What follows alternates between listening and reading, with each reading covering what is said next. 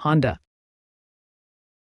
Is your Honda Accord key fob 2013-2017 models not working? A dead battery is the most common culprit. This video shows you how to quickly and easily replace it yourself, saving you time and money. You'll need a small flathead screwdriver or a plastic key fob opener and a CR2032 battery. First, locate the seam on the key fob, usually near the attached metal key. Insert your tool into the seam and gently pry open the plastic case.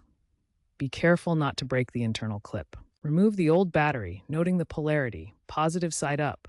Install the new CR2032 battery with the positive side facing up. Snap the case back together and test the remote's lock-unlock buttons. In 90% of cases, this solves the problem. Honda. If the key fob still doesn't work after replacing the battery, ensure you're using a new CR2032 battery from a reputable brand. Cheap batteries can fail quickly.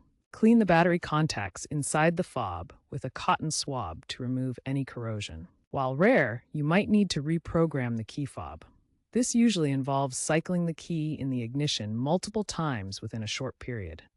Check your owner's manual for specific instructions. Remember to replace the battery every 2-3 years as preventative maintenance. Avoid using rechargeable batteries, as they can cause issues. For older Accords, consider upgrading to an aftermarket smart key for enhanced features.